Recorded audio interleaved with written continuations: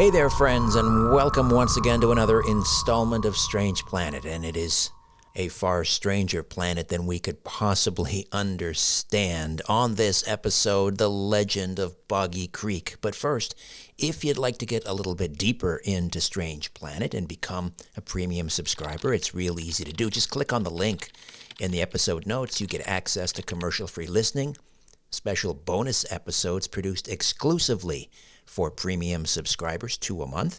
Plus, you receive my monthly newsletter, Inner Sanctum, strangeplanet.supportingcast.fm, strangeplanet.supportingcast.fm. Again, the link is right in the episode notes. All right, we're welcoming back a good friend of the podcast. Lyle Blackburn is a native Texan known for his work in writing, music, and film. He's the author of a number of acclaimed books such as The Beast of Boggy Creek and Texas Bigfoot, whose subject matter reflects his lifelong fascination with legends and sighting reports of mysterious creatures. Lyle is also the founder of the rock band Ghoultown and a narrator of documentary films including The Mothman of Point Pleasant and Momo the Missouri Monster. And on this installment, we're going to dial it back a few years ago to his case book, the Boggy Creek case book, and it's a great pleasure to welcome back Lyle Blackburn. Hey, Lyle, how are you? I'm good. Thanks for having me back. My pleasure. My pleasure. First of all, there's a new, relatively new, Ultra HD Blu-ray release of The Legend of Boggy Creek. Of course, we'll talk a little bit about that film that's so influential, that movie that came out over 50 years ago now, 1972. And you did a commentary track for that. Tell me about it. Yeah, that was I guess a really a great honor and almost a surreal type thing, because The Legend of Boggy Creek, which was a big movie back in the 70s, sort of putting the Southern Sasquatch legend on the map. And that all took place pretty close to where I live in Texas, right across the border in Arkansas.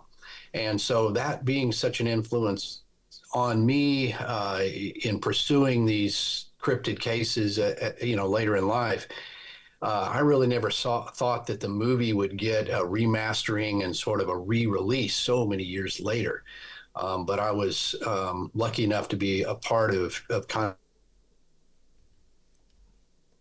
of, which is basically a cult classic. So to do the commentary track on that Blu-ray was just amazing.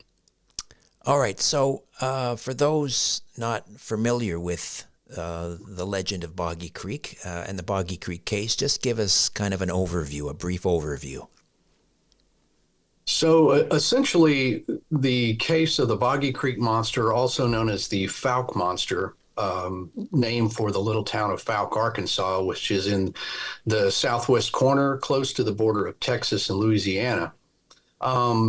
Starting back in around the 1930s and 40s, people began reporting sightings of a hairy, scary Sasquatch-like creature lurking in the Sulphur River bottoms there surrounding Fouke. And those, for the most part, were not made public. It was just something that people talked about in those days. And keep in mind that back then, the term Bigfoot or any concept of Bigfoot, especially in Arkansas, was just unknown.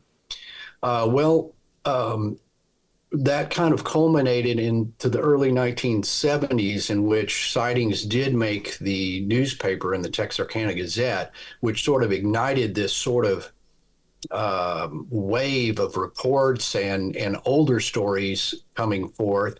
And that inspired a would-be filmmaker by the name of Charles B. Pierce to set out to make what started out to be a documentary, but ended up sort of this docudrama horror film called The Legend of Boggy Creek, which was released in 1972. And the movie was just sort of the right time, the right stuff. I mean, back in the 70s, right when Bigfoot and stories of the Loch Ness Monster and then, other things, Chariots of the Gods, all that stuff was coming out. This was perfect. And it was the way it was done, it sort of reenacted the sightings that people had reported. And so it was very scary, and it was, in the woods of Arkansas, and played in the theaters for years, and drive-ins and on TV. And that film made like $25 million, which was totally crazy because it's basically just a low budget, Arkansas movie. But anyway, so that really elevated the story of the Fouke Monster and essentially a Southern Bigfoot type story to a whole nother level that well beyond newspaper reports and such. So it became quite famous and later influential on people at the time, young people who were getting interested in studies of the strange world. Hmm. And did you have interactions with the director? Was it Seth Breedlove? Charles Pierce. Oh, who am I thinking of? Well, Seth directed the documentary The we did. documentary. Okay. Yeah, so Seth is the new generation, I guess, of Charles Pierce. But Charles Pierce. Okay. yeah, Charles Pierce. Unfortunately, I never met him. Right about the time I started doing research, which would become the book, The Beast of Boggy Creek, he was quite old and in poor health. And so he died in 2010. And it was just the timing was not there. And unfortunately, I never met him. But I've since become close with his daughter, Pam Pierce, who ended up doing the restoration process for the movie. But unfortunately, I never met him. So, I mean, of all of the legends of Southern Bigfoot and or even just Sasquatch in general, people like Lauren Coleman have cited this as one of their main inspirations. Why do you think this particular case and this legend has such an impact? I think, in addition to the time period in which it was released, I think the way the movie was made just hit the right notes because the way they sort of showed in many cases, the real witnesses and sort of reenacting the encounters, which were quite dramatic and some of them were quite scary. It would, later you kind of look at shows that have come on cable television, Finding Bigfoot and things like that. And basically they are doing what the Legend of Boggy Creek did so many years earlier. They interview the witness, they kind of do a reenactment, and people love the stories. So I think the way it came across is more, rather than just a horror film that was just fiction or hyping up the Bigfoot, it really showed that these are real people and they saw something that was extremely strange and unexplainable. And that kind of triggered that investigative sort of vibe that guys like Lauren Coleman and even cast members of Finding Bigfoot cite this movie as that inspiration. So the Boggy Creek case book begins in 1908 up until the present day. Well, the book came out in 2020, I think. So we're talking about, 9 decades of cases. I think, what are there, 90 cases in the case book? Right. There's about, 90 reports and some going back. The first mention I could find was around 1908. And of course, back then those things weren't logged or recorded. We had no internet. There was no way to report a Bigfoot sighting. So unless the newspaper happened to pick something up, it was just sort of recollections from some of the old timers in Fouke who would say, okay, well, I remember somebody saying something about it. So I kind of sussed those out through either interviews or mentions in the newspaper that would talk about those old sightings. And, that's the thing. During the process of research myself, I was surprised at how far the sightings went back and also that they had continued, because I think the general thought was everybody saw this and thought all this happened in the early 70s and that was kind of it. But there really is a longer history. And, as it went forward in time, you get to the 50s and 60s. Well, now it's more in current memory. So there's, more sightings to be had or stories to be recorded. And do you think? Well, let me ask you this first, and then I'll ask you the second part. Are there similarities in the sightings or commonalities? I mean, going all the way back to 1908. In other words, is there a consistency here in the description of the Boggy Creek Monster?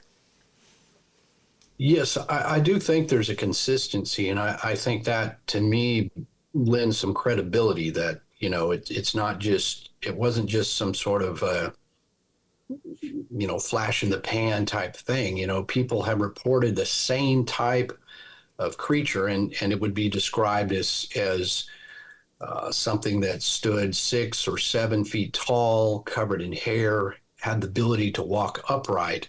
And that was something that was surprising, because back in, say in the 40s and 50s, people had no concept of Bigfoot. So they would often say it looked sort of like a gorilla, but it walked like a man. And a lot of them said it had longer, sort of shaggier hair. And, you do see those commonalities throughout, the majority of the sightings, which to me, wasn't people just making up wild stories.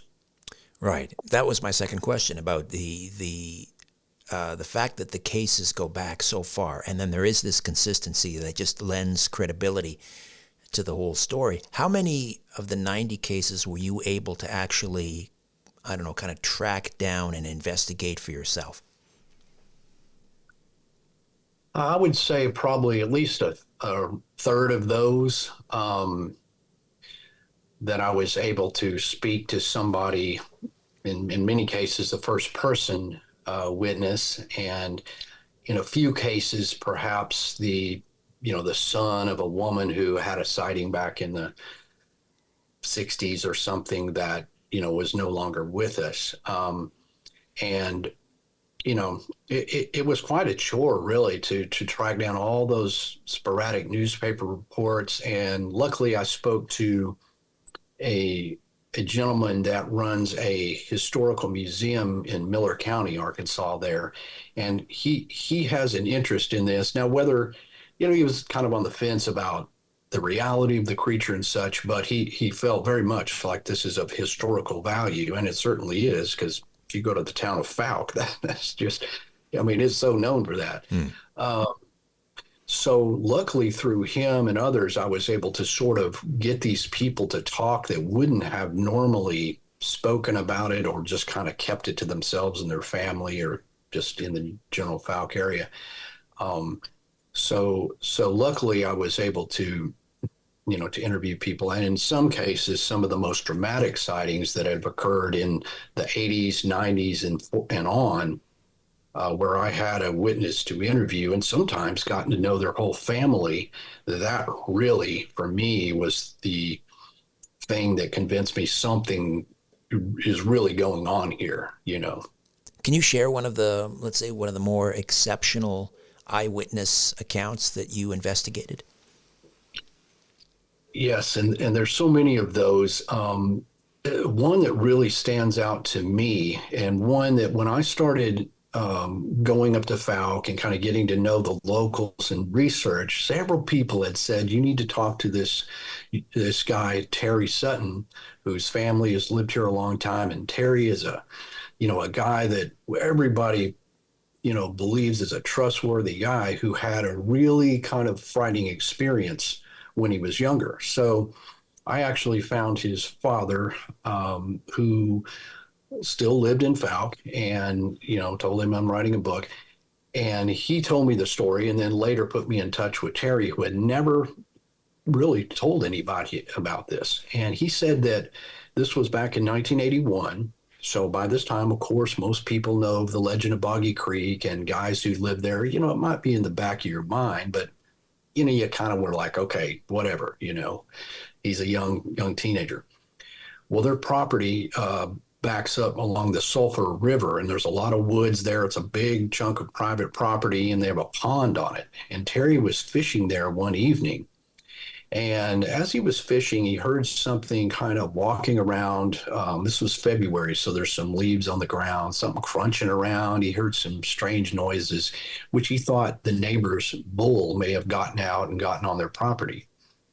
Well, he's fishing, so he's very, very quiet. He's just sitting there on this pond. And then he hears footsteps crunching through the leaves, and he thinks, who it's either my dad or, nobody is on our property. People didn't really traipse across people's properties, Mm-hmm.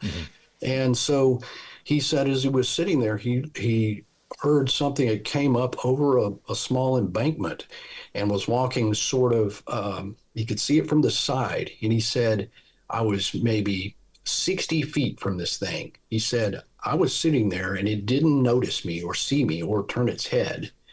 And he said it was walking upright. It was covered in hair, a bit hunched over.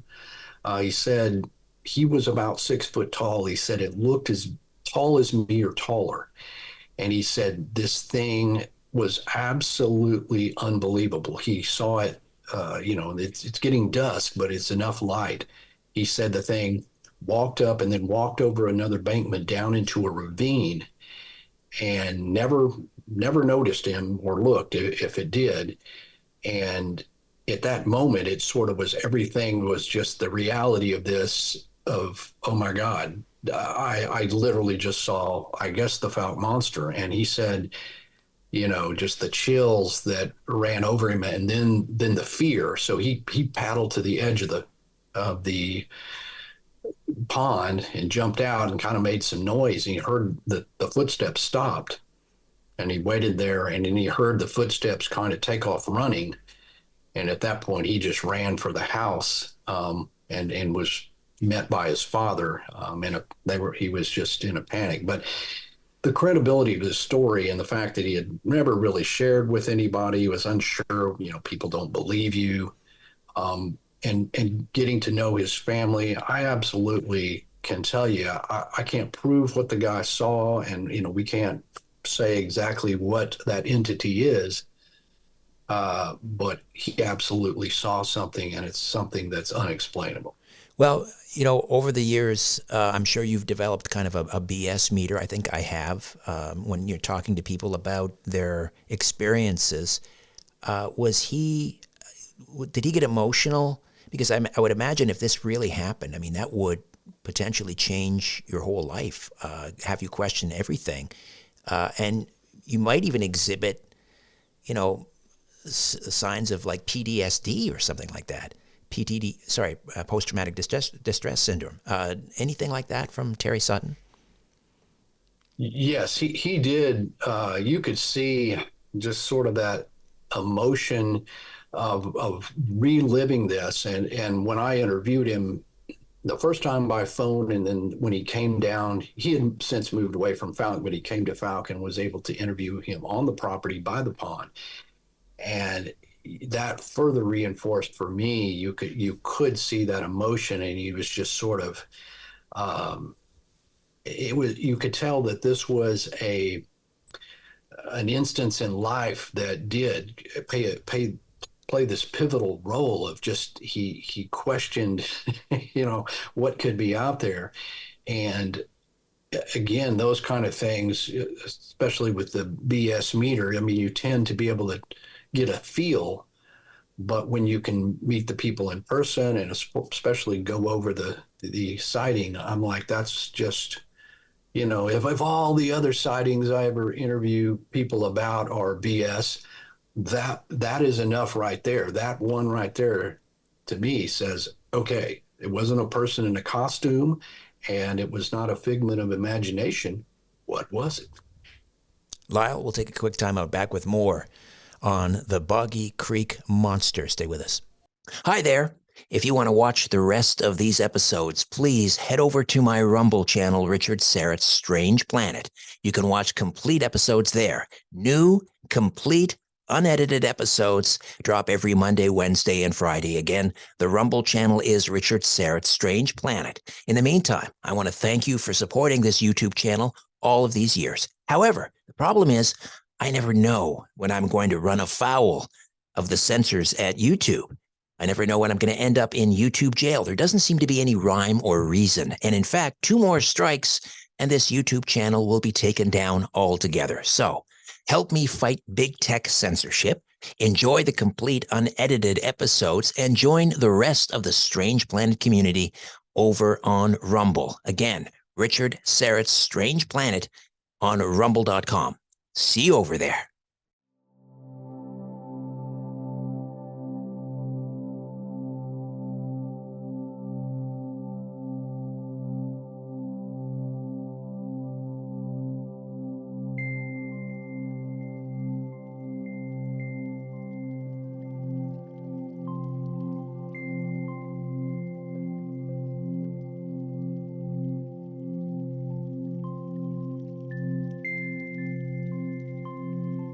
And we are back with Lyle Blackburn, author, cryptid researcher, musician. We're talking about the legend of Boggy Creek and his book. This was your 3rd book on Boggy Creek, the Boggy Creek case book, Boggy Creek, case book.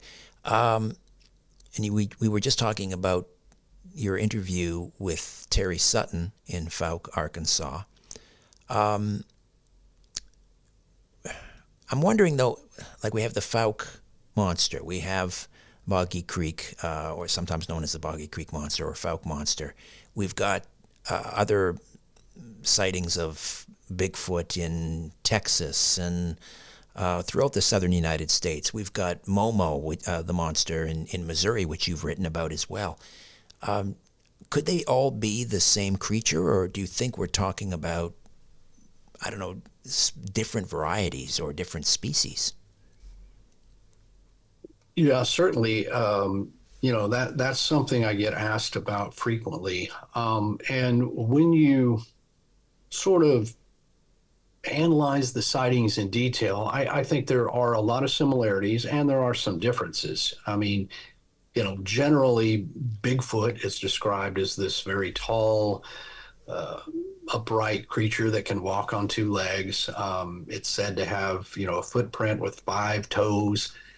And, those things mostly apply here. But what I've noticed about some of the southern Sasquatch reports in general, which would include the Fouke Monster all the way to the skunk ape, is you find it's often described as being, I guess, a little more like scraggly or hairier. Some people will say the hair was longer on the head and it kind of covered the eyes, or it was more ape-like, hunched over more, and often said to have a terrible smell, which the skunk ape derives its name from.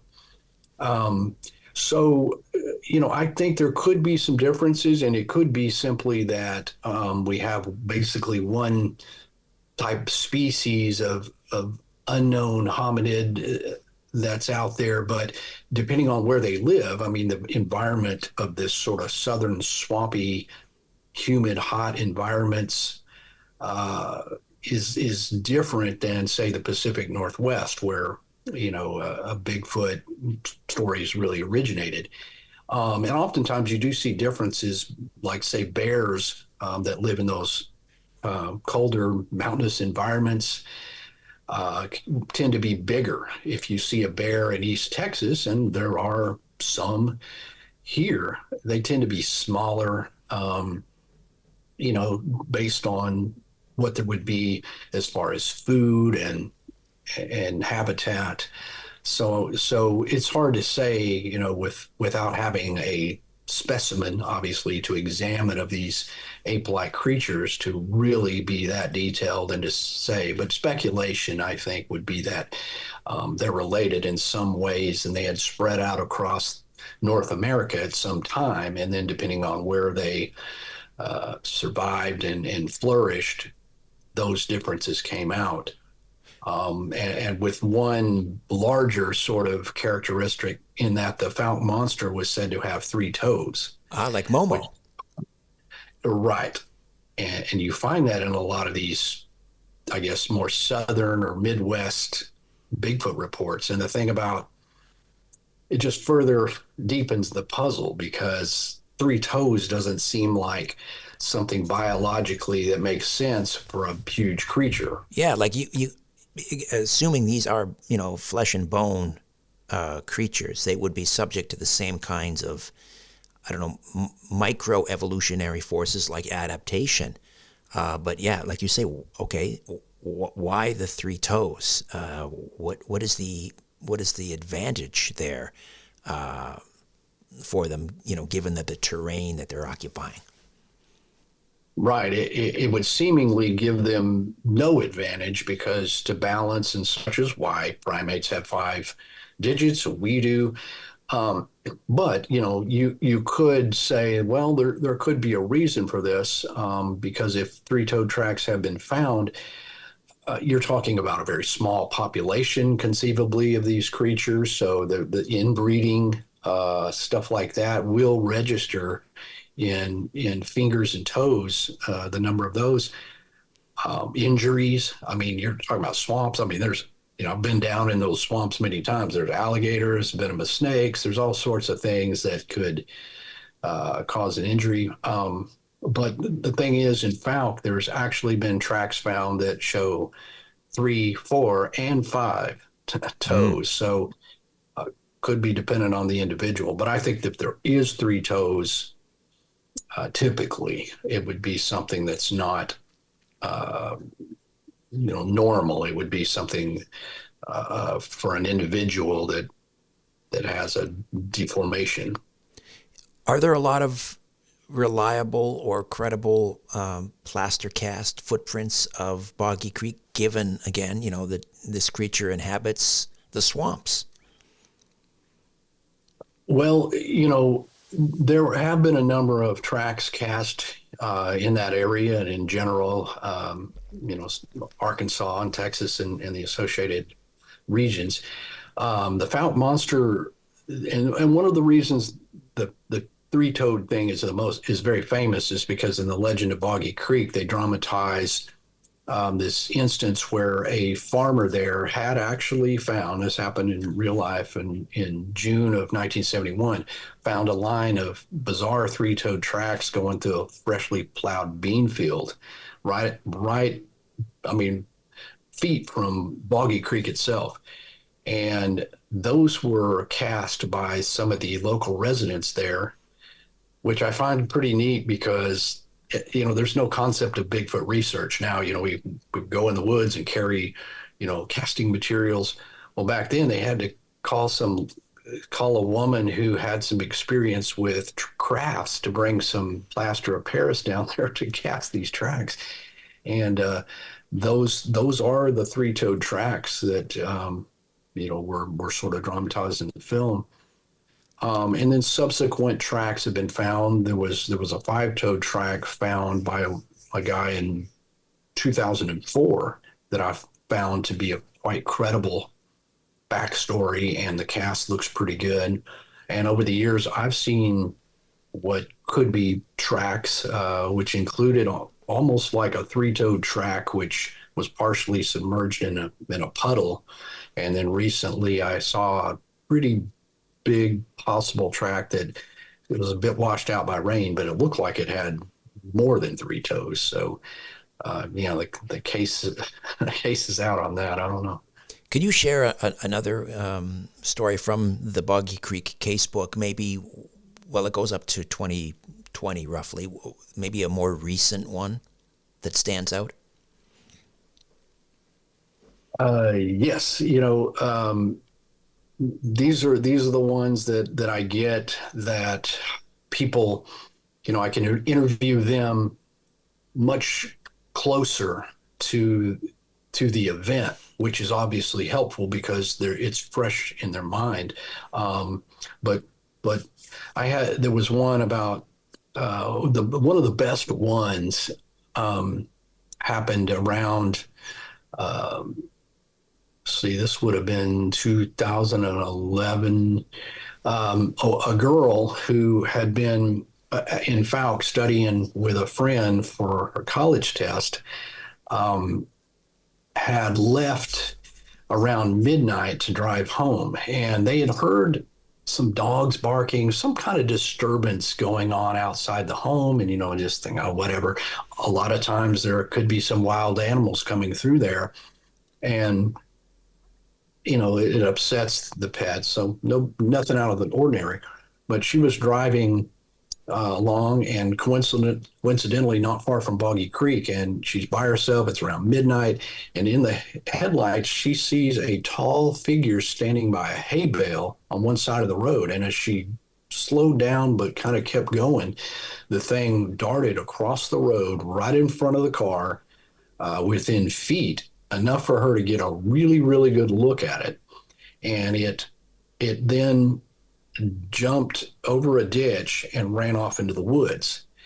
And of course, she kind of accelerated and stopped and was so upset. She called her mother and eventually went home. But um, I was able to interview her shortly after that event. And again, now I'm looking at literally the spot where it happened not too long ago. And what I noticed was that first it was standing near a hay bale. So her estimation of the size was reliable because she could measure it against that. She, showed me where it was standing. And then where she told me it ran across the road, um, I'm looking at that in the daytime and I see a laid over barbed wire fence. There's a ditch and there's high grass. And so the first thing I try to rule out is obviously, is the witness reliable? Do I believe this story? And she was extremely credible and just sort of a neutral witness. Didn't She sort of knew the legend of Boggy Creek, but didn't think one way or another. So, sort of starting in a neutral position. And also, the circumstances, could it have been somebody playing a prank? I mean, is this a place where somebody would dress in a costume? Well, what I found was that the spot where it happened and where it would have run and had to jump across that fence and the ditch and all that stuff in the dark would have essentially been impossible for somebody who was dressed in a suit or anything like that. They would have chosen, if you go on down further, you could have sort of run into there's homes that sit way off the, back off the road there. And this is just a county road out in kind of the middle of nowhere. They could have picked a better place. There is no way, I think, that they could have navigated that in the dark. So I think for me, it kind of ruled out being a hoax situation, leaving that same sort of thing where you say, I cannot prove what this is, but something ran across here and this young woman saw that, and I'm interviewing her very close within the time frame. So, another really good one. All right, Lyle, another quick timeout, back with more of our conversation right after these. Hi there. If you want to watch the rest of these episodes, please head over to my Rumble channel, Richard Serrett's Strange Planet.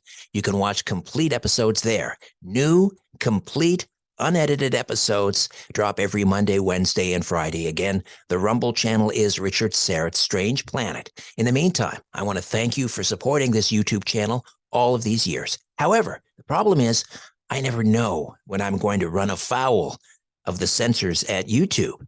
I never know when I'm going to end up in YouTube jail. There doesn't seem to be any rhyme or reason. And in fact, 2 more strikes and this YouTube channel will be taken down altogether. So help me fight big tech censorship, enjoy the complete unedited episodes, and join the rest of the Strange Planet community over on Rumble. Again, Richard Serrett's Strange Planet on rumble.com.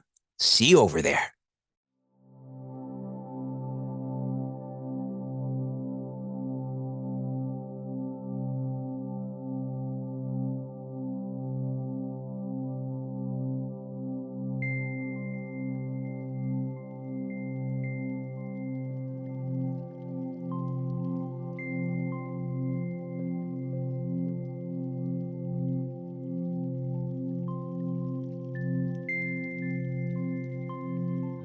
And we're back. with Lyle Blackburn, author, cryptid researcher, musician, filmmaker, and the author of a number of great books on the legend of Boggy Creek, including the Beast of Boggy Creek and the Beyond Boggy Creek, In Search of the Southern Sasquatch, and the third one, which we're discussing right now, Boggy Creek Casebook, Fouke Monster Encounters from 1908 to the present. I'm trying to remember from the movie, The Legend of Boggy Creek in 1972, were there any violent encounters with the Fouke Monster or the Boggy Creek Monster? There actually were, and I think that's one reason why people remembered it. And I think at the time we're sometimes running out of the theater screaming, which I think helped obviously box office sales. Mm-hmm. But yes, one of the, I suppose the probably the most famous of the Boggy Creek sightings, and the one that is sort of the climax in the film, is known as the Ford sighting, or the Ford house. And that was essentially two families, the Fords and Turners, had moved to Fouke in late April of 1971 and rented a home. And the guys were there for work, and their wives were there, and their young children. And within a day, all of a sudden, they began to notice that something began creeping around on the porch of this home. It's kind of an old ranch style with a big wooden porch, and the men worked long hours right off the bat, and the women were there a lot, and something was creeping around. And they thought, okay, well, we're kind of out here in the woods and there's wild animals, but they were spooked. As things progressed, whatever this thing was seemed to be trying to get in the home. And on one night, there's no central heat and air in this home. It was just an old wood frame home, and they saw this hairy hand reach in the window, and they looked outside and saw this big hairy thing which ran off into the woods.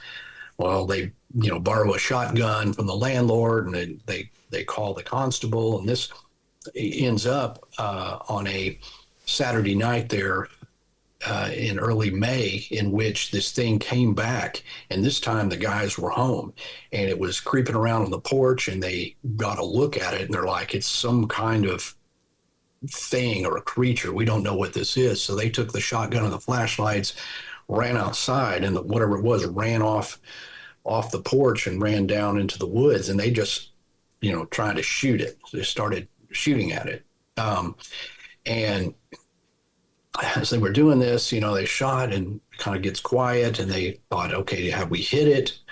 And they go down there, and they're looking around at the edge of the trees, and the women start screaming at the house. This is just, the whole thing was just very surreal and frightening, and they're screaming. And the younger brother, Bobby Ford, he's like, okay, I'll go back up to the house and check on the women. So he starts running up there. Well, something comes around from the side of the home and attacks him, and he fights with this hairy creature for a moment before he managed to escape and nearly jump through the door and through the screen, and he just whole thing, and the thing took off running in the woods. And the other guys saw this, and it was an upright, hair covered thing. And again, they don't have any concept of Bigfoot even at this time. Right. They just don't know what it is. It's not a bear. It's not a person. And that ends up, Bobby Ford ended up down in the Texarkana hospital being treated. He was in total shock, and he's all scratched up and beat up. And of course, they have to try to explain to the ER doctor what happened. Well, he was attacked by this big hairy monster in Fouke. And essentially, that's how the first thing that got in the newspaper, and how the whole flood of the story came out, May 3rd, 1971. But people remember that, and this sort of attack, and it trying to get in the home, and on progressive evenings, really made the story of the Fouke Monster into something that was beyond Bigfoot, because it was so much more aggressive, it seemed, and frightening. Were you able to, and I know that was like 50 years ago and more, but were you able to investigate the Ford case at all? Well, unfortunately, when I started working on that, Bobby Ford was deceased. So I couldn't interview him, which would have been great. People do ask me about that a lot. And but I was able to talk to the retired Miller County Sheriff H.L. Phillips, who was there and had been at the home and talked to, the Fords directly. His he was the sheriff at the time, and so he gave me his perspective. I talked to uh, a guy who had been a radio reporter at the time, who actually went to the home and investigated it, and others who were there at the time. So that gave me a good perspective on how much credibility to put into this. And even the actor who played Bobby Ford in The Legend of Boggy Creek, I got to be friends with him. And he said after the movie came out, the Fords came to visit him at the house and were complimenting him and the movie on how accurate it was. I mean, it was dramatized and sensationalized. Mm-hmm. It's a movie, but essentially the bones of that story are what's shown in the movie. And so all those things were not the same as interviewing Bobby, but at least gave me some first person recollection of what was going on in that time period. So this case is like 1971. That's like 20 some years before the advent of, a lot of the forensics and DNA and so forth. I'm just trying to time that with, like OJ is the OJ trial, when I first started to learn about, DNA evidence. I mean, wouldn't that have been amazing if they had DNA? Well, they would have had DNA samples, right? I'm assuming if he was scratched, they would have DNA evidence of the Boggy Creek on Bobby Ford. Speaking of evidence, though, I mean, you're more than just an author. You do a lot of field work as well. Have you found any tangible evidence of the monster of Boggy Creek or any other, I don't know, southern Sasquatch? Well, over the years, I've had some bizarre experiences, and specifically in the Boggy Creek area. Like I mentioned, I've found some tracks that look Mm-hmm. fairly promising. There has been some hair samples that have come out of there, some that have been tested to usually end up as either explainable or unknown, which is typical of Bigfoot type thing. We don't have a specimen of hair to really compare to, so best you can say is, well, it's not any other animals that live there, and it's not human. And in 2021, oddly enough, I had a possible sighting, and I can't say 100%, but I've been down there in those river bottoms many, many times, many nights, walking miles in along the creeks and bayou channels. And up until then, I had only heard howls that I couldn't explain, and something kind of, I want to say, following us in the woods, but we never got eyes on it. But in 2021, I was down in the lower parts of what's called Mercer Bayou, and all of this is very undeveloped and remote, and some of it just looks as though it did in 1971 and further back. But I something caught my eye between two large cypress trees, and I saw a reddish colored something that was very big move or walk right across this cleared area and then sort of disappear into the thicker trees. And it was across a bayou channel where at the time we didn't have our boat or anything. So I couldn't really pursue it because there's a lot of alligators right in there and the water looks kind of scary. I just I'll wouldn't bet. walk to it.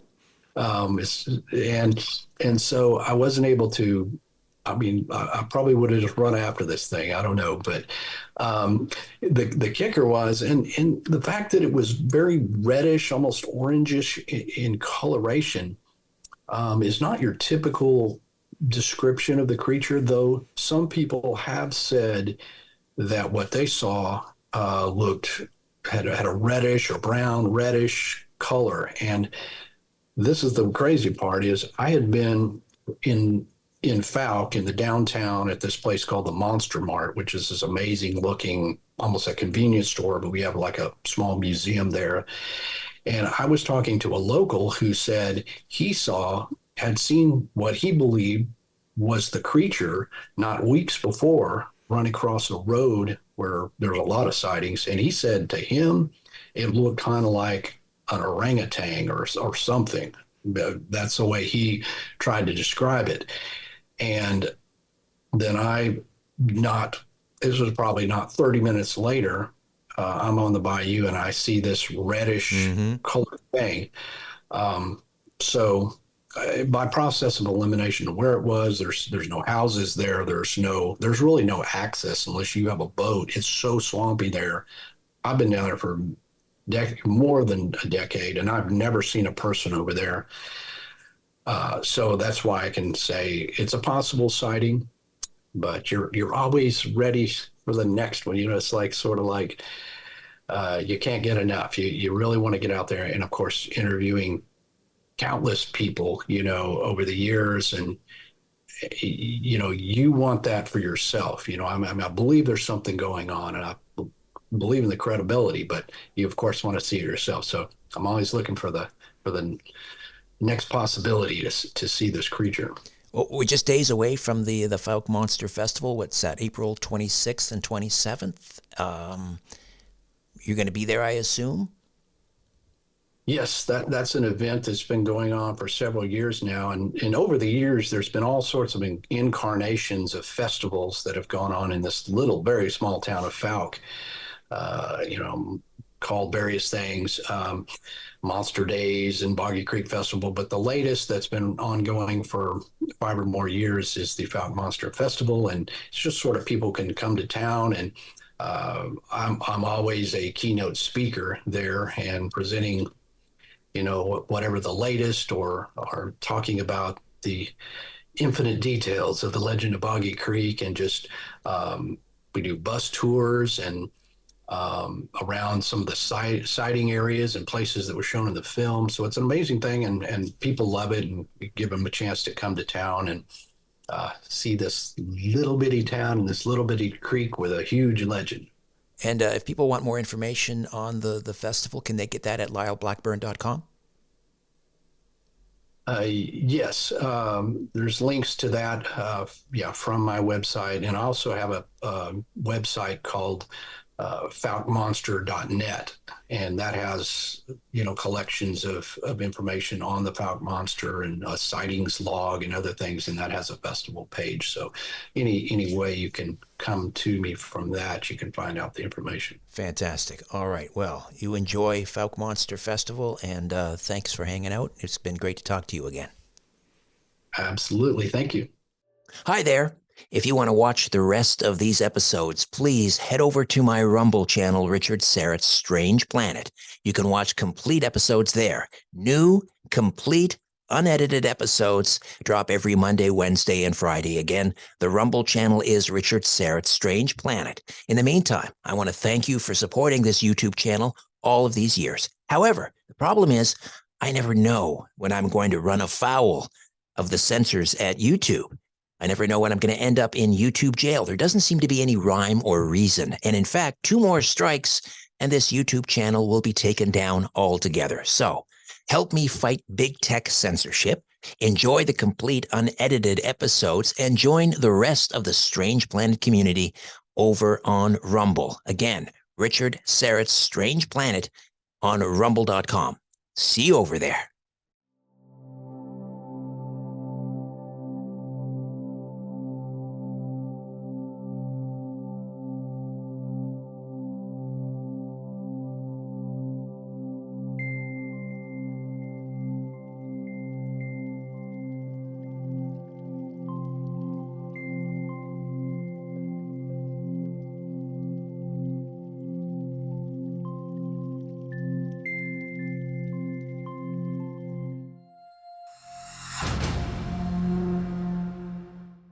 Hey friends, welcome to yet another episode of Strange Planet. And as I always say, it's a far stranger planet than we can possibly imagine. Coming up on this installment, the Blood Alliance and God's Threshold Covenant. We're going to learn all about that.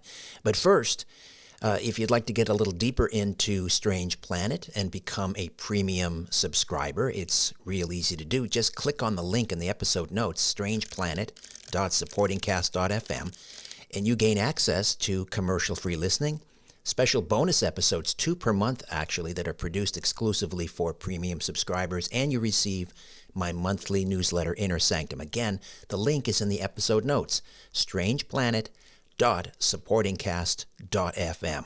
All right, are you familiar with God's Threshold Covenant? If you're not, you're going to be over the course of the next 45 minutes, and we're going to speak with a good friend of the program.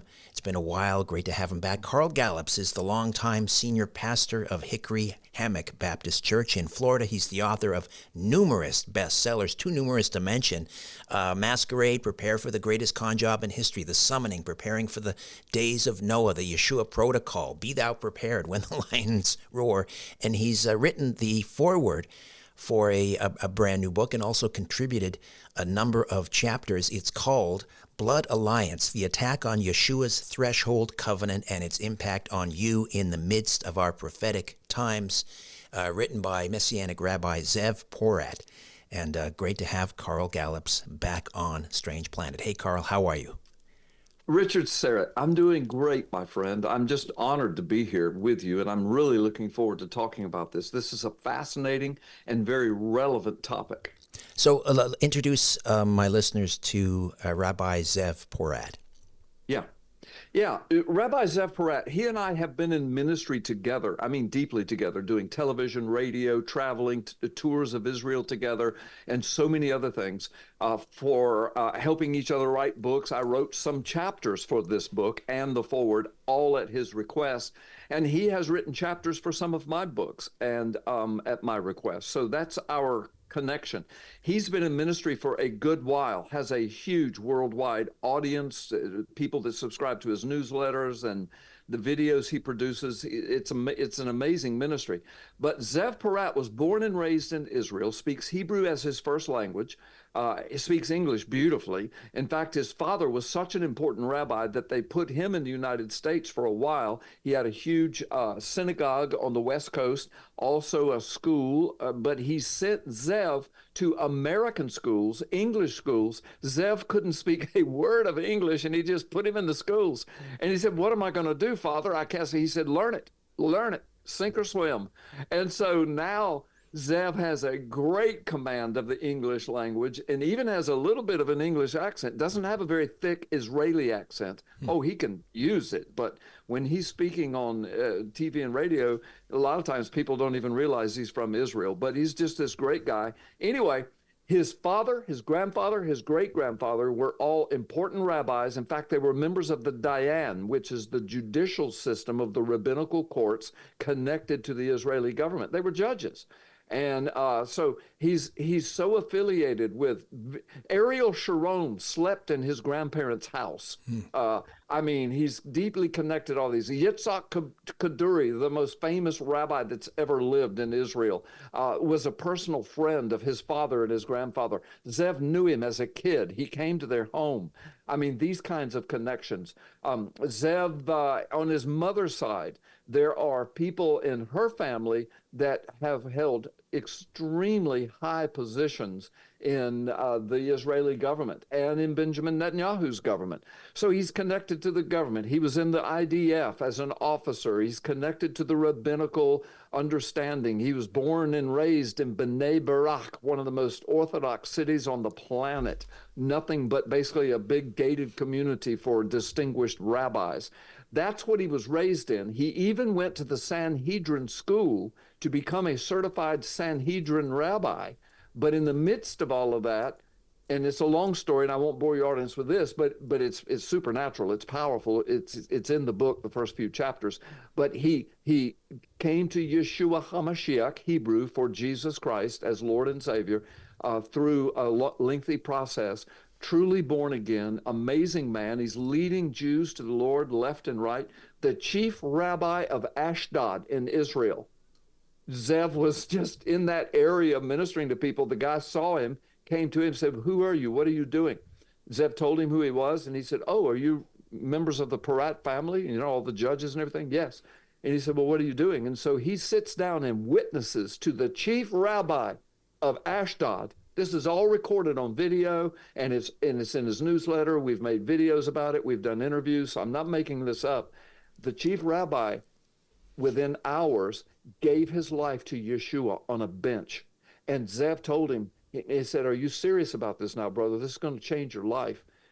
He said, "Yes." He said, "You know, you're going to have to resign your synagogue, and you're going to have to, change your life, and people will persecute you." He said, "I know." He did. The chief rabbi of Ashdod resigned his synagogue and is now teaching the truth of Yeshua throughout the scriptures from Genesis to Revelation. It's crazy. This is his ministry. This is who he is. He wrote this book because he understands the Hebrew language and the nuances of it. Right. Yeah. He must be an invaluable resource for you when you're writing a book and he's doing research for you. You mentioned earlier on the Rabbi Yitzhak Kaduri, and that's the subject of your book. I think it was maybe the first book you wrote where I interviewed you, the rabbi who found Messiah. Who found Messiah. But Rabbi Peratt also is a rabbi who found Messiah, and you just mentioned this other rabbi who found Messiah. Yeah. My lovely wife, the mighty Aphrodite, wanted me to ask you this.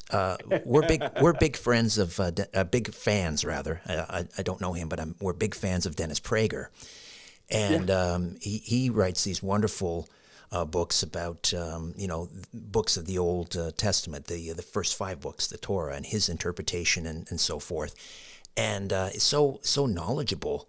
It'd be interesting to have like a discussion, not a debate necessarily, but a conversation between someone like Rabbi Zev Peratt and Dennis Prager, who hasn't found Yeshua. He's a great friend. He loves Christians and so forth. But what do you think about that? Just as kind of as a quick aside. Well, yeah, no, I listen to him a lot as well and think very highly of him. It does sadden my heart that with all of his knowledge, he still can't quite see, or at least admit to seeing, Yeshua in the scriptures. Listen, we could talk about this for hours. I'll give the short version for your audience. Zev would be perfect because, again, nuances and the culture and the language and his connections and I mean, Zev is the real deal. I mean, he is the real deal. He's not somebody pretending to be a Jew or pretending to be a rabbi. I mean, this guy has the pedigree. And he's loving and he's patient and he's kind and he helps. He goes to the Old Testament scriptures and shows them the language of Yeshua as Messiah all through it. And I mean, I can do a lot of that too now because of all my years of preaching and teaching and my connection to Zev. But I believe that Zev could sweetly make an impact. Now, whether or not somebody comes to Yeshua is between them, God, and the Holy Spirit, But Zev is an amazing witness and evangelist and the Lord's blessing. So yeah, it would be great. And their personalities are very similar. I mean, they're both kind and gracious and educated and well-spoken and courteous. And so I think it would be a good interview. All right, so let's talk about the blood alliance and the threshold covenant. I speak with people who are obviously on the program who are not necessarily Christian, sure. But I've talked to paranormal investigators and so forth who have also talked about a threshold covenant, but not within a Christian context. I mean, this goes way, way back. I mean, it predates Christianity. It may even predate Judaism. Well, yeah, I don't think it predates Judaism, but I'm not trying to parse your words. Okay. But I do know that it has been a part of the Hebrew and pagan culture, and more than likely what came first, the chicken or the egg? Well, Right. the Hebrew culture, as far as God choosing Abraham and all of this. In fact, he made a threshold covenant with Abraham. It's in the book of Genesis. A threshold covenant was made at the feast and Passover. It was made at the foot of Mount Sinai, and it actually says it. Most English translations, though, you don't see the words. They're different words, but when you look at the Hebrew, it says threshold, a threshold covenant with blood. So yeah, it goes way back in ancient history. In fact, in this book, there's a section where he talks about the archaeological evidence for unearthing these ancient cultures, and they're finding what's called groovers, these trenches that are dug through into the thresholds, either the wooden or the stone or whatever they made the threshold of their houses out of, and temples and all of that. There's this basin, most translations say, but it's a groover in which the blood of the sacrificed animal, before somebody made a covenant with the people inside that establishment, they would fill that groover with the blood of the covenant animal. And so we're uncovering this now. I mean, it's all in archaeological understanding. But again, the average Christian, and I'm not talking down to anybody. I'm just, listen, I was raised as an average Christian in an average church all my life until I got deep into the ministry and into the Word. Now I'm understanding there's so much I missed, so much we've missed, so much the church is still missing. But the bottom line is the average Christian doesn't know these things yet, as we're going to uncover today. It is essential and relevant to our lives today, especially in the prophetic times we're living in. Satan's up to no good. All right, so let's talk about some more about the threshold covenant. And when I mentioned, within sort of the paranormal context or from a pagan perspective or whatever, it was to, ward off Yes. evil. Yes. And to prevent something, that's not welcome to get into your house or into your sanctuary or whatever. So this is the idea of the threshold covenant. We're just into Holy Week now as I record this for, we're Greek Orthodox, so this is our Holy Week, Passover. Of course, the threshold covenant is such a central part of that story. Just kind of, walk us through what the actual covenant, the threshold covenant, involves. Okay, great, fantastic. Yeah, so the book's title is Blood Alliance, and I think that kind of explains itself. In other words, an alliance, an agreement is being made through blood. Okay, and that was made in the ancient days, and still in the spiritual sense of God's whole word with us, it was made by a threshold covenant, this blood alliance. So the two go together. Anyway, yeah, the bottom line is the ancients, you're right, to ward off. Well, what were they warding off? They were warding off something evil. Well, why would they even do that? And why is it throughout the cradle of civilization's culture, pagan or Judeo or Christian? Why was that there? Because they were keenly aware from the Garden of Eden on. They were keenly, and that information from the Garden of Eden, even after the flood, was passed down through the generations. I mean, Adam lived 900 years. He talked to people, and then there's their kids and their kids' kids, and it went on down through Noah and his family. They understood that at one time this planet had a deep interlocking connection to what we now call the spiritual realm. When we say spiritual, a lot of people think of like ghostly figures. No. It just means another realm that's unseen to us. Let me give an illustration that everybody can grasp. At the bottom of the ocean, in the deepest trenches, Marianas Trench and all of that, 4 or 5 miles deep, there are life forms down there around these hydrothermal vents. I mean, there are whole ecosystems. But the problem is, I'm going to call them fish for right now. They're mainly crustaceans, but there are some fish, et cetera. But let me just use the word fish. So those bottom of the trench ocean's fish have no idea we exist. They have no idea. Their whole world is 5 miles deep under, if they look up, let's say, it's blackness, and they can't travel up and through. And even if they could, because their bodies are not equipped to handle the pressure changes. And even if they could, and if they could peer into our world, they wouldn't have a clue what they were looking at. And they couldn't become one of us, and they couldn't ride in a car, and they couldn't attend this meeting and get on the internet. They have no concept. But the deal is, we are here, and we are supernatural to them. We're like gods to them. We can go into their world. They cannot come into ours. We can impact their world, but there's no fish at the bottom of the ocean that can impact you and me sitting right here with this interview today. They can't even touch us. The Bible says the whole creation is made like that. We are given this example on a ball floating in space. There are at least 2 dimensions of reality that exist side by side, and one of them doesn't even know the other exists. This is why the Bible speaks of the unseen realms. This is why now CERN and its desire to get into the dark matter and the extra dimensions of reality and the portals, and they understand through now quantum mechanics, quantum science, there's a deep, deep possibility. Some physicists say, no, it's here, of different dimensions of physical reality existing side by side. We are just not equipped, watch this, in this fallen world.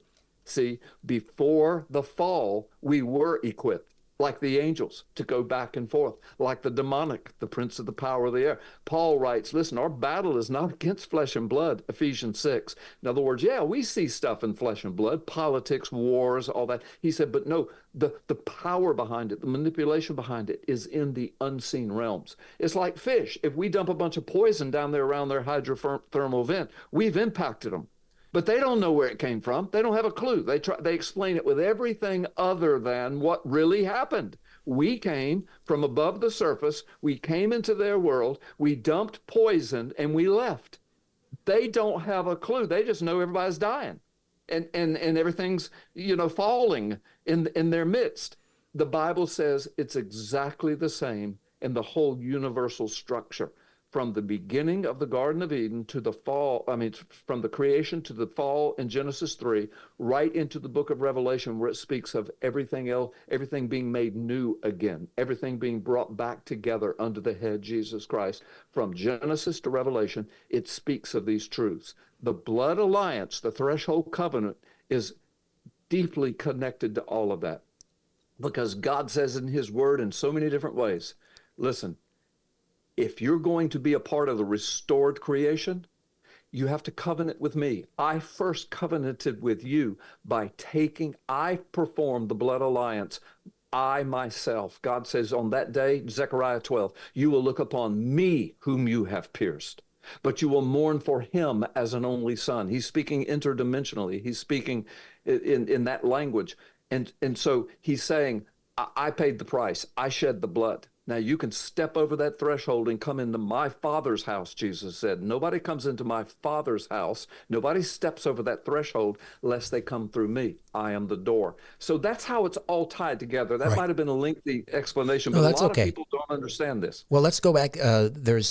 We'll get into the Passover and lamb's blood on the door, lentils and the threshold. Yes. But before that, there's another.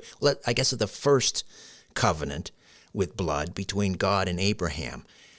Just walk us through that. What happens? Okay. Yeah. This is where we get our English language. We use biblical threshold covenant language and we don't even know it. This is where if I say, hey, Richard, I'm going to cut a deal with you. And you say, okay, what deal are we going to cut? Okay, we're going to do this, we're going to do that. Okay. Abraham cut a covenant, the Bible says, with God. God cut the covenant with Abraham, and he told him the specific animals to get, and they all point to the feast and the sacrifices that would come in the temple, which all point to Jesus Christ. That would take another interview with 2 or 3 hours. But he said, get these animals, cut them in half, lay one half on one side, one half on the other, like a line, a little walkway, if you will, lay them down. And he said, and I will walk through the midst of them with you, and we will covenant together. That was really a threshold to the other realm of God himself, but it wasn't like the threshold of a temple or a door or a house or anything like that, but it was a blood covenant. And from that, we get our English language of cutting a deal, making a deal, cutting a covenant. Or we very seldom say that, but we do say, I want to cut a deal with you. And hey, I want to buy that car. I want to buy that car, but let me cut a deal with you. Right. That's where the language comes from Genesis and Abraham and God. And briefly, the deal that God cut with Abraham, the covenant was? Yeah, the covenant was, you are going to be, you and your seed, I will use you. He could use anybody, but he chose Abraham. As Abraham was a man that sought after God, he called him out of the of the Chaldees, the Chaldean, Babylonian, Sumerian, Akkadian, Mesopotamia, cradle of civilization culture that was thoroughly pagan, yet Abraham was still serving Yahweh. And he called him out and he said, I'm going to cut a deal with you. I will bless you, I will keep you, I will use you and your descendants. Now you live in a fallen world, everybody's going to have to make their own choices, and none of your descendants are going to be perfect people, but I will use them to bring my word, to bring my prophets, to bring my prophecies, to build the temple, to do everything that will point to my ultimate defeat of Satan and bringing everything back together again. I will use you. And Abraham agreed to it, kind of like when the angel came to Mary and said, will you agree to this? Use your womb as a baby carriage for a baby that doesn't even have your DNA? And she said, yes, I'm a servant of the Lord. Basically, Abraham, same thing happened. Yes, I'm a servant of the Lord. And the first covenant we see, the first blood alliance that we see in the Bible is there. Now, I'm also going to relate that to another blood alliance I think we see even before that. And Zev agrees. And I think it's in his book as kind of a little byline, but still, it was in the Garden of Eden when Adam and Eve sinned. And the first prophecy was given by God to Satan. He said that through the womb of a woman will come a child who will destroy your kingdom. Okay? Now, but then he told Adam and Eve, before then, he told Adam and Eve, he said, listen, where are you now, Adam? Adam, we were hiding, we were naked. And we said, so it said then he took the skins of an animal and he covered them with it. Now, I'm just going to tell you, this is my opinion. Zev agrees with me, and there are scholars that see the same thing. So I'm not pulling this out of my back pocket, but the scripture does not say what the animal was.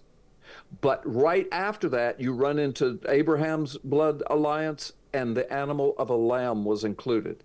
You find Abraham offering his son Isaac, and the substitute was a ram, which means a full-grown lamb. You keep going through to the temple, lambs were slain. You go to the Passover lamb, the Passover coming out of Egypt, a lamb was slain. I'm convinced that in the garden, it was the blood of the lambs, because the book of the New Testament says, and the Old Testament says in different language, but the New Testament says it clearly, Jesus himself was the lamb slain before the beginning of the world. In other words, the blood covenant was already in God's heart. He was going to buy it back with his own blood. I'm convinced it started in the garden. But the first clear, defined covenant of blood alliance, a threshold covenant, was with Abraham and God in Genesis, yes. All right, Carl, we'll take a quick time out back with more. Stay with us. Hi there. If you want to watch the rest of these episodes, please head over to my Rumble channel, Richard Syrett's Strange Planet.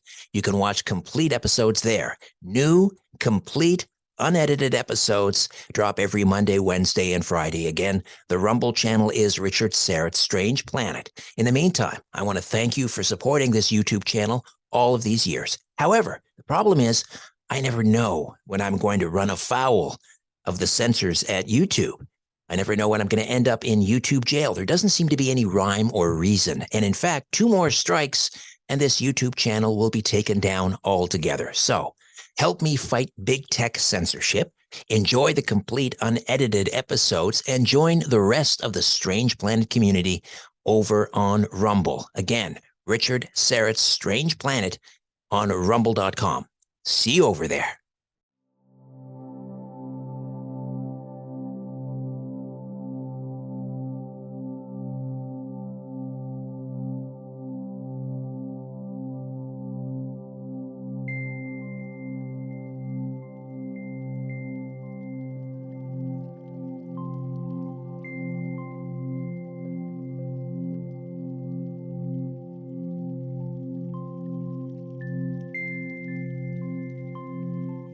Carl Gallups is with us. Blood Alliance by Rabbi Zev Porat, and the foreword and some chapter material by Carl Gallups. And Rabbi Porat is, of course, in Israel, which is like a 9-hour time difference, so difficult to connect. At some point, we will get Rabbi Porat on the program, but happy to have Carl Gallups here talking about the new book, Blood Alliance. We're talking about the Threshold Covenant. Okay, so let's bring this up to the Passover story and the actual, the story of the lamb's blood and the threshold.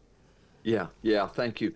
Listen, this is so rich. Let me just unwrap this, because almost everyone is familiar with Passover. They took a lamb and they had to go in the house and eat it. And if you were in that house and you had eaten that lamb and you had made that sacrifice, and then you would be passed over. Passed over from what? Passed over from God's wrath that was coming upon Egypt. It was a horrible wrath, the death of the firstborn of all animals, all children, all adults who were firstborn, all firstborn.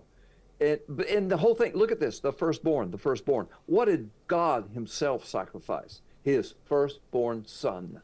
So see, it was all a picture of that, even that wrath he was bringing upon the Egyptians.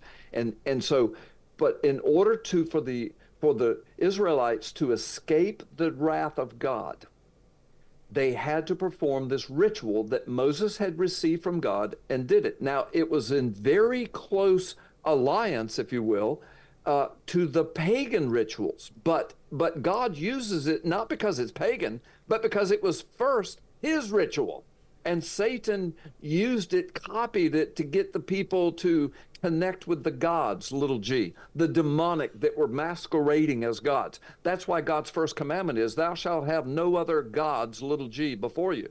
The second commandment is, don't build any landing pads for them. No graven images. Yeah. You build something and then you dance around it and sing and summon them up. They're going to come. Well, the Canaanites had a blood covenant with Baal, and the sacrifice were children. Yes, and Ishtar and Astarte and all of those, exactly. So at Passover, God's basically reversing that curse of the pagan influence, and he's saying, here's how it's going to be. And you're going to do this precisely as I say. Now, when you read Exodus 12, which uncovers all of this, if you don't know the things I'm getting ready to say, you think, boy, this was weird. Why did he have all those regulations? And on the 10th, do this. On the 10th day of the month, do this. And on the 14th day, do this. And at twilight, do this, and do this, and do this, and go through the door. Eat all of it, and then my wrath will pass over. And you're thinking, man, this is a weird God. No. It is all pointing to exactly, in detail, what happened at Calvary's cross. Now watch. So you have this threshold covenant. When the Israelites are doing this, when they're sacrificing those lambs, and Exodus 12 says, take the blood of the lamb from the basin and take a hyssop branch and spread it on both doorposts and on the lintel above. Well, now think of what the picture you're looking at. It says from the basin in almost every translation. But the Hebrew is kaf, C-A-P-H, if you will, English, kaf, the kaf. And that word means threshold, the threshold. And as you can say basin, it can be used in the nuance of the language as like a cup or something like that. But the obvious context application to Exodus 12 is the threshold. And that same word, kaf, is used in other scriptures in English translations and is translated in English as threshold. So that is the word. That's what it means. Most of our translations miss it at Passover because the translators didn't understand this threshold covenant thing. But what God was saying is the pagans are doing this, but they're doing it in ritualistic, sexually perverted, all of these things that they would do, the seances, the orgies that go with it. He says, forget all that. You take a male lamb, a perfect male lamb, no broken bones, beautiful, and you take that lamb, you sacrifice it, and from the basin or the threshold where you would put the blood, you put it. All right, now watch. Here's how threshold covenant worked. If I was going to make a deal, if I was going to cut a deal with you after the Abrahamic covenant, here's what we would do. There were no lawyers and courts and offices of the clerk and registrar's offices. Everything was done between people with oaths, okay? This was the most sacred of all, because here's what it said.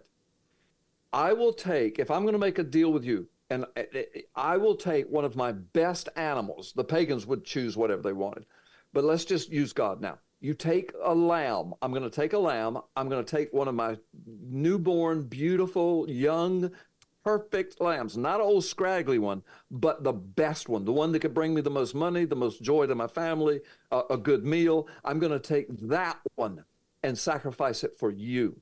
And I will do that, and I will put blood from that lamb, from that sacrifice, in this groover, in this threshold groove, in this basin that's in the threshold. Now watch. Then God says, but here's what you do. Then you take the blood of that lamb, and you take a hyssop branch. Now there's a reason for that. When Jesus was crucified 1,500 years later, they lifted up to him on hyssop branches. Oregano. That's oregano, right? Yeah. Well, yeah. Pretty much, yeah, it's a plant. But anyway, so that's what they did.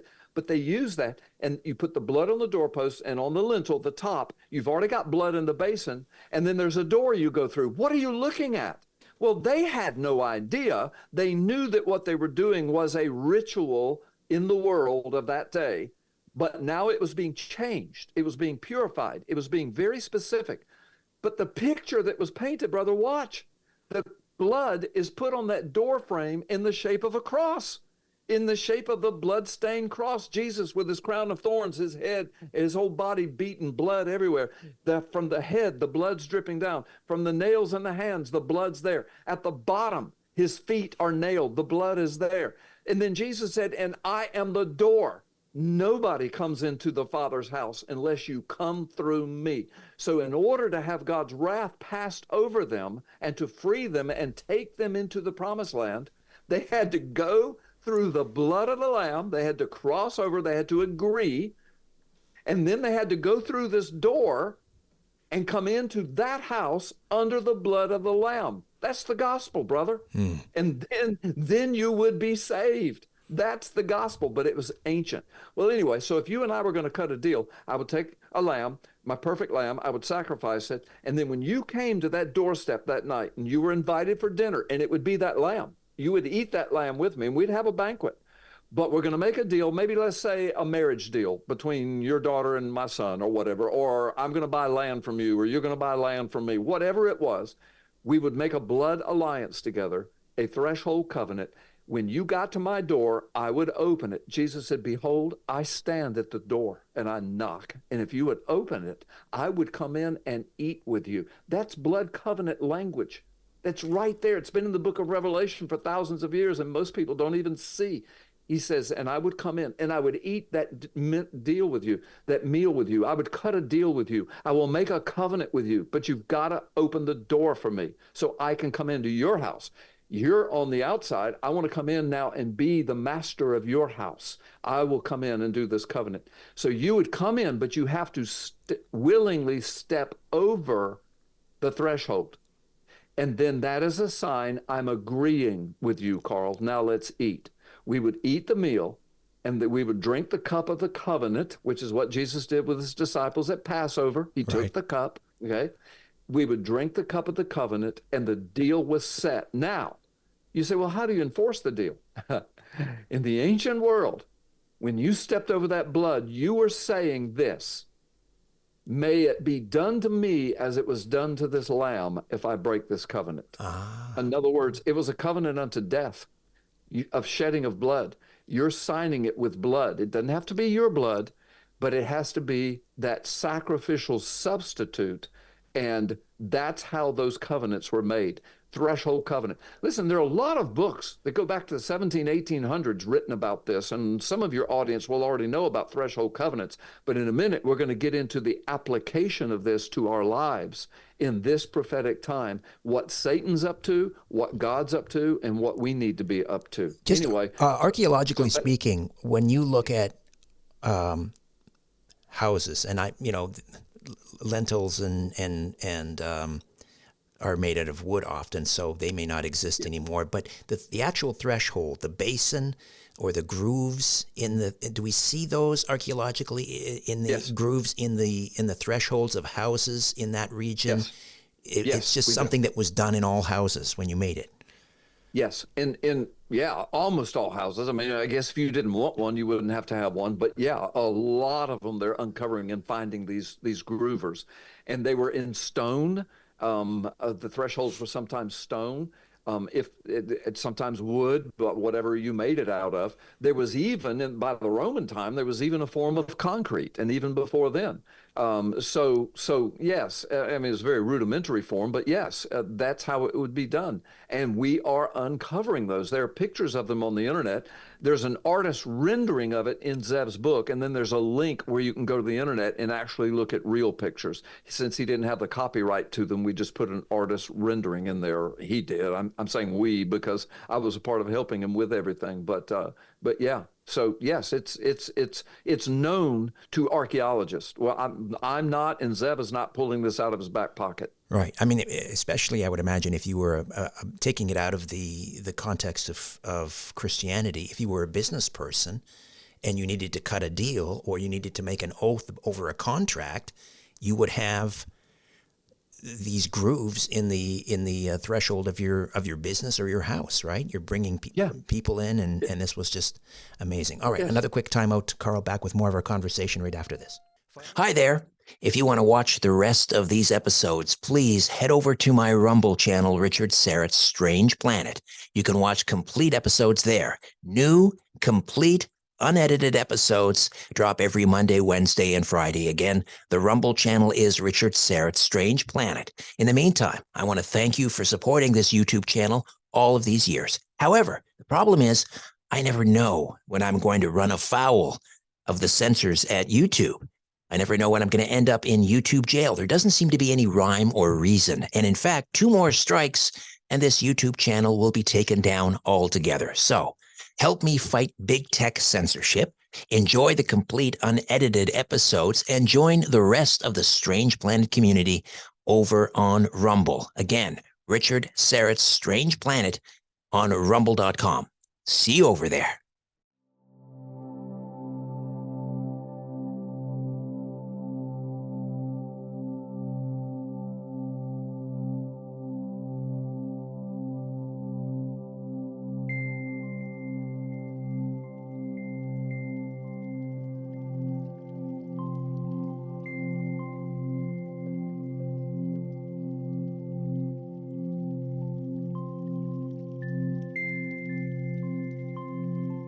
Back with Carl Gallups, and he has written the foreword and contributed several chapters to Rabbi Zev Porat's book, Blood Alliance.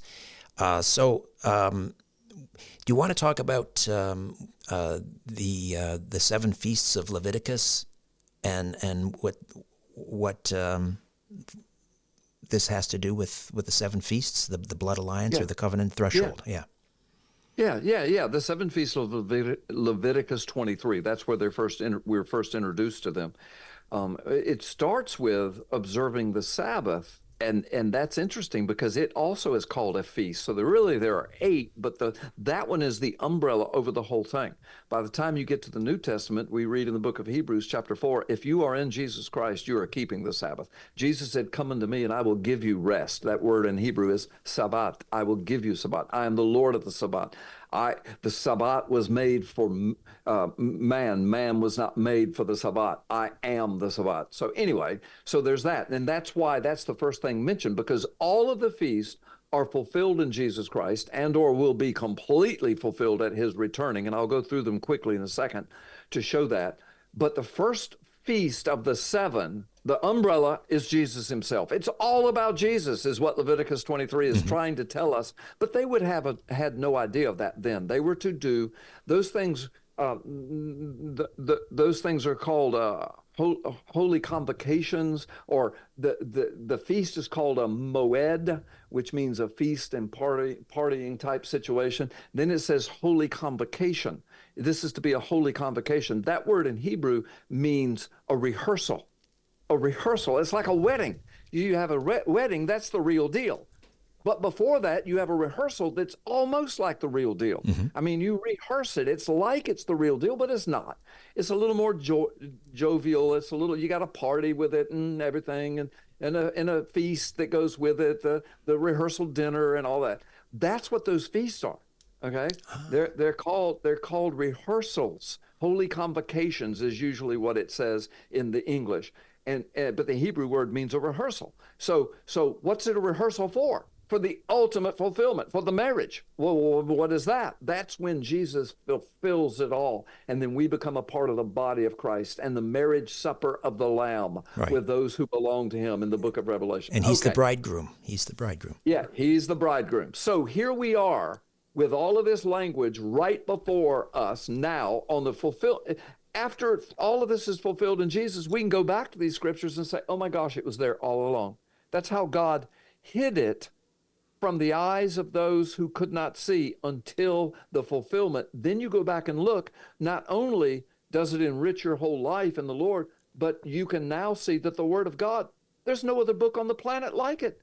There's no other book that goes through these things that are hidden, that are fulfilled in Jesus to the letter, to the details, thousands of years after these prophecies were given. There's nothing like that in any other faith system. And I'm not trashing faith systems or people's faith. I'm just telling the truth. There's nothing like this in any book of any faith system anywhere on the planet. From the opening words of Genesis to the last words of Revelation, it's filled with these mysteries that unfold in Jesus. The 7 feasts are the first feast after understanding the preeminence of the Sabbath, come unto the Sabbath and he will fulfill all of this, is the feast of Passover.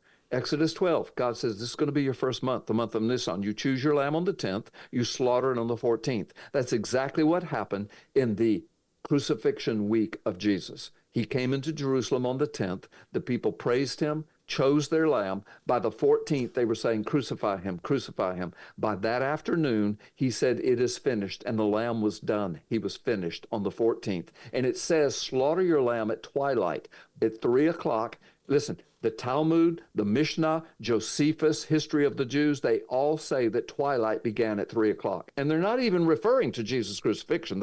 No. You know, NASA has even confirmed this. NASA has now even confirmed there was maybe a partial eclipse at 3 o'clock. Yeah. On that. So the whole point is that in fact, in the Bible, it doesn't say twilight, in the Hebrew. In the English translation, it says twilight. In the Hebrew, it says between the evenings, the 2 evenings.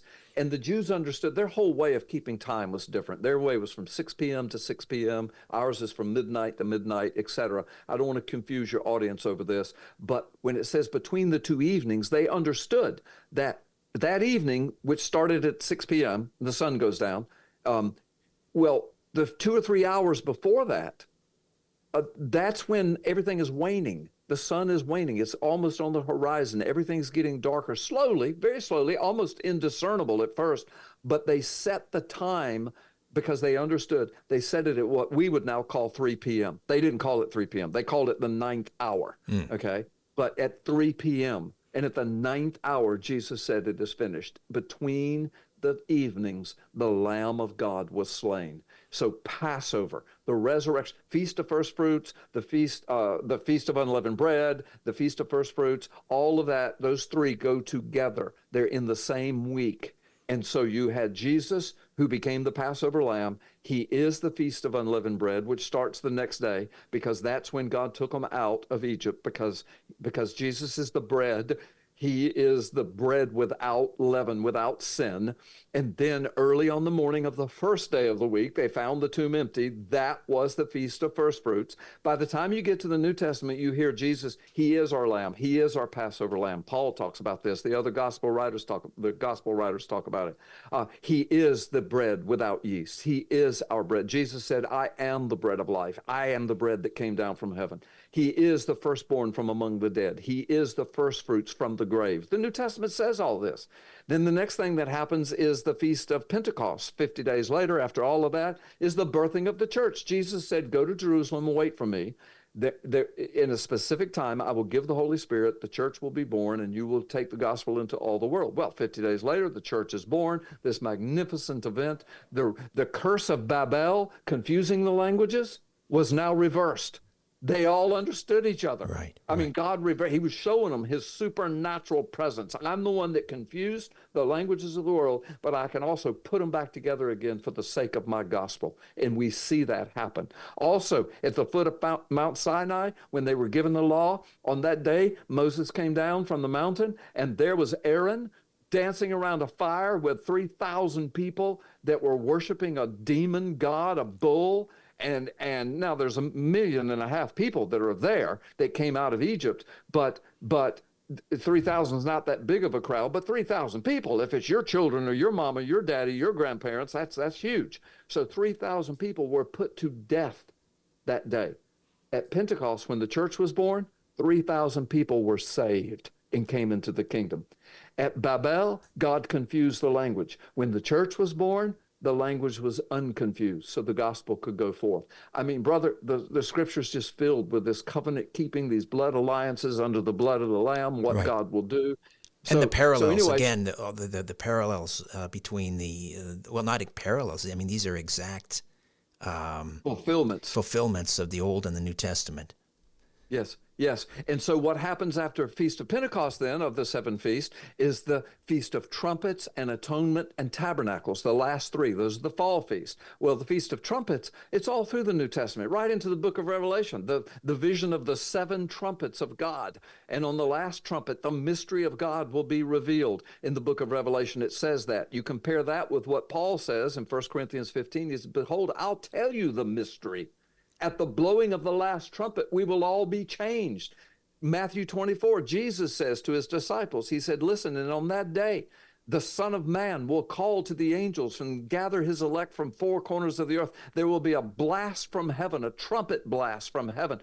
So the trumpet, the Feast of Trumpets, is a celebration of this is an announcement that God's doing stuff in our life. He's fulfilling prophecy, and he's going to fulfill the ultimate one of returning and recreating everything like it was in the Garden of Eden before the fall. The trumpets, the trumpets, the trumpets. And then 10 days after that comes the Feast of Atonement. That all centers around the high priest and the perfect sacrifice of the lamb and the bull. And the bull has a very specific reason, and don't have time to get into it now.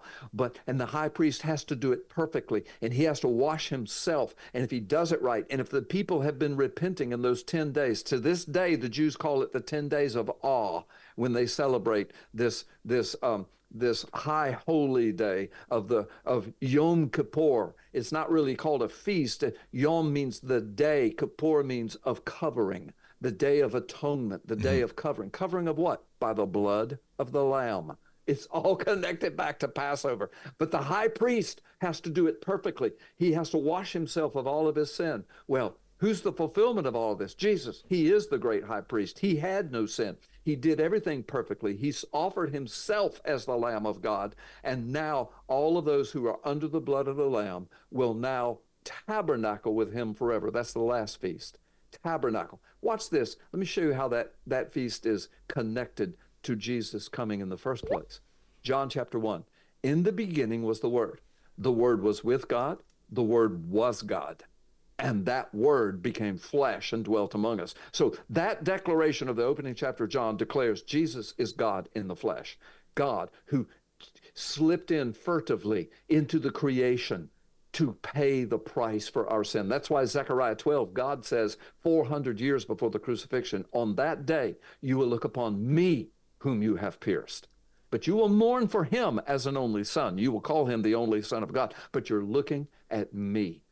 Unbelievable. So John says, in the beginning was the Word, and the Word was with God, and the Word was God, and the Word became flesh, and the English says, dwelt among us. The Greek that it was written in is skene.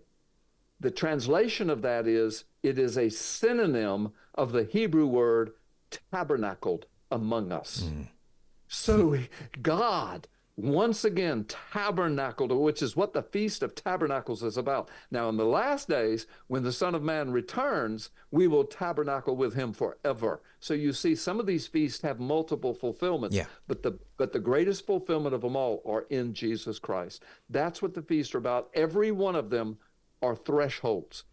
If you cross over these thresholds, you make covenants with God. It's all about the blood of the Lamb. It has everything to do with our life, our commitment to the Lord, our commitment to the Word of God, and do not pervert the church by substituting the feast days of the Bible for holidays that the world declares they are. They're not. It's got to be. You've got to cross over the real threshold. Here's what Satan's doing. He's setting up all kinds of fake thresholds, promising you drug addiction, alcohol addiction, pornography. Those are thresholds. They're choices. You walk across a door and you say, I want some of that. And you partake in Satan's house, and then he brings down his destruction. It can be the threshold of the womb. We have violated that. The threshold of marriage. We have violated that. The threshold of gender, we are violating that. Mm-hmm. The threshold of national borders. I mean, God's the one that set up nations and borders, and he used the breaking of the borders to bring judgment upon Israel when they started worshiping the false gods. He said, I will bring in foreigners across your borders, and they will attack you from within. That's in the Word of God. So all of these borders, the border of the womb, the border of marriage, the border of genders, the border of manhood, womanhood, the border of pornography, of drug addiction, alcohol addiction, all of these different things, a border of overall sexual immorality, all of these things are Satan's false thresholds. And he said, look, you know, there's no blood has to be shed from me. Just come on in. Have a bit. God says, no, I'm doing mine by the blood of my Son. Now watch this. You get into the book of Hebrews.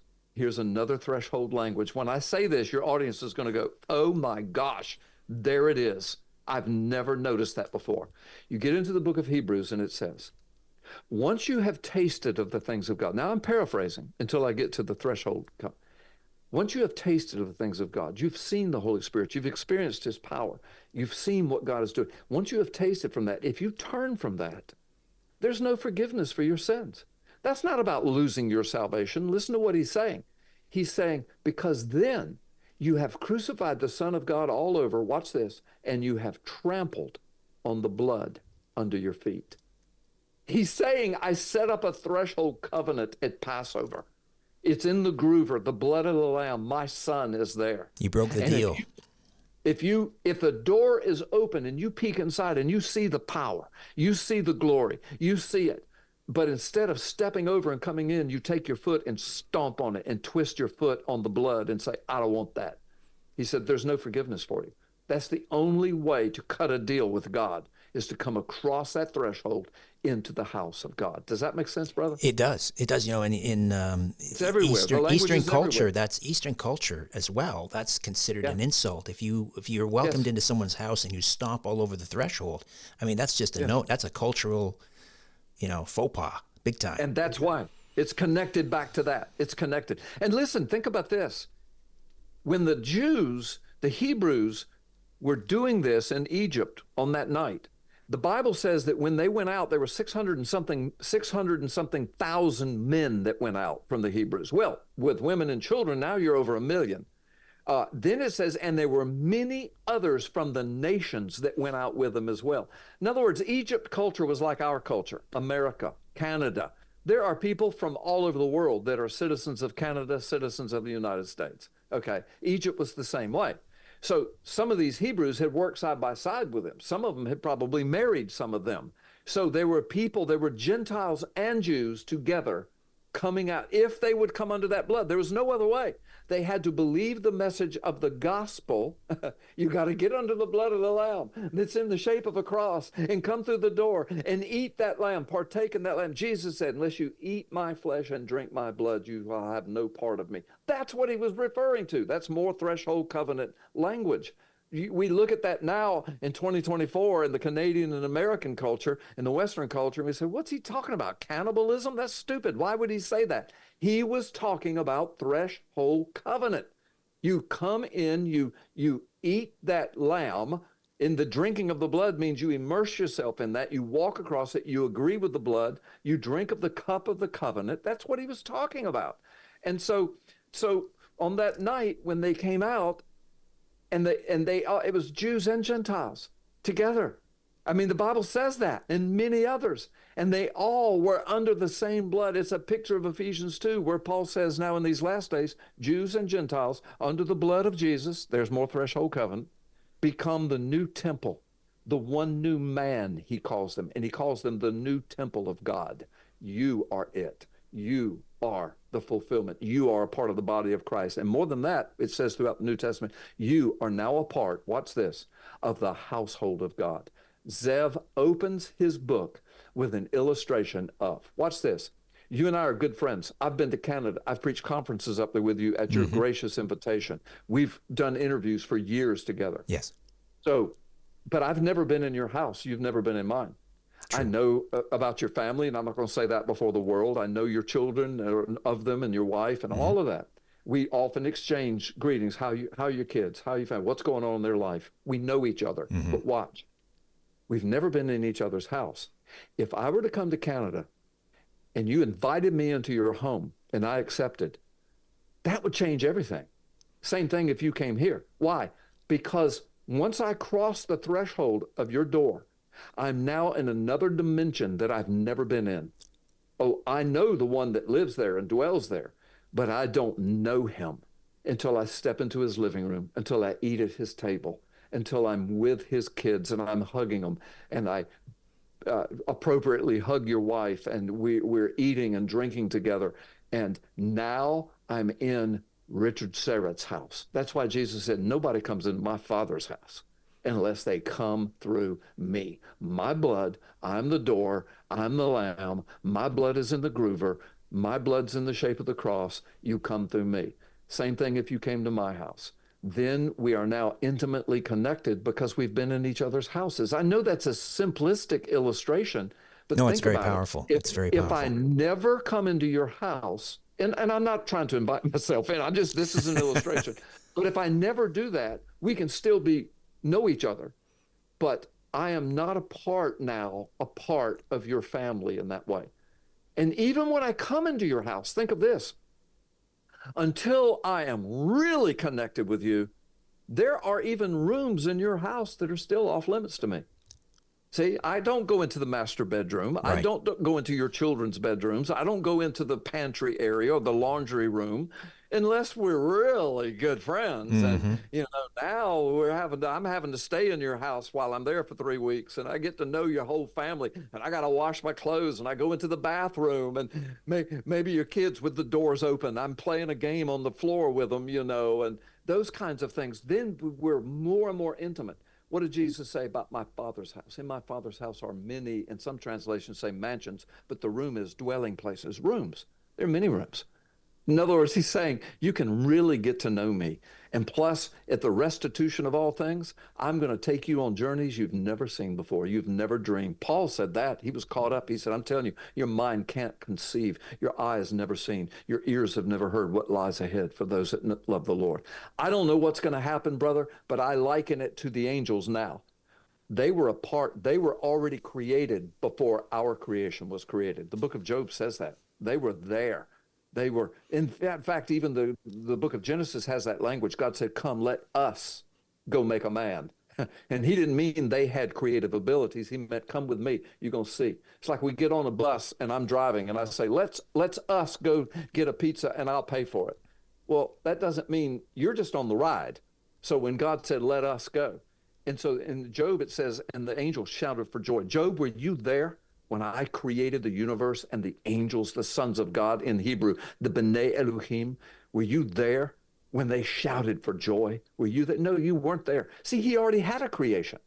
Then he puts his throne on this new creation and fellowships with his new creation of Adam and Eve and the human population. He walks with them in the garden in the flesh. He had the ability to appear as a man to them so they could relate to him. And so that was all given up. And that all went away. Now the division is divided, but it's still there. That paradise is still there. Paul was caught up to paradise. John was caught up to paradise, to the throne room of God. The Bible speaks all the way from Genesis to Revelation, multiple dimensions of reality. But watch, every one of them are separated, get this, by a threshold. By a threshold. That's right. Blood Alliance, the attack on Yeshua's threshold covenant and its impact on you in the midst of our prophetic times. Just out last month, actually available at Amazon, wherever good books are sold, by Rabbi Zev Porat. Forward and several chapters contributed by our good friend here, Carl Gallups. Carl, great to meet you, or great to speak with you again, rather. Good to see you again. Yeah. Well, it's almost like meeting me. We haven't seen each other in a while, and shame on both of us for that. We should have at least met and had coffee over Zoom or something. I mean, good gracious. Well, you come on over to my house. I will, and you can come to my house, brother. All right. I'll even take you into the laundry room. I don't do laundry. Yeah, Right. Just don't laugh at my dirty clothes, okay? All right, brother. Thank you so much. All the best. God bless you. God bless. Hi there. If you want to watch the rest of these episodes, please head over to my Rumble channel, Richard Syrett's Strange Planet. You can watch complete episodes there. New, complete, unedited episodes drop every Monday, Wednesday, and Friday. Again, the Rumble channel is Richard Syrett's Strange Planet. In the meantime, I want to thank you for supporting this YouTube channel all of these years. However, the problem is I never know when I'm going to run afoul of the censors at YouTube. I never know when I'm going to end up in YouTube jail. There doesn't seem to be any rhyme or reason. And in fact, 2 more strikes and this YouTube channel will be taken down altogether. So help me fight big tech censorship, enjoy the complete unedited episodes, and join the rest of the Strange Planet community over on Rumble. Again, Richard Syrett's Strange Planet on rumble.com. See you over there.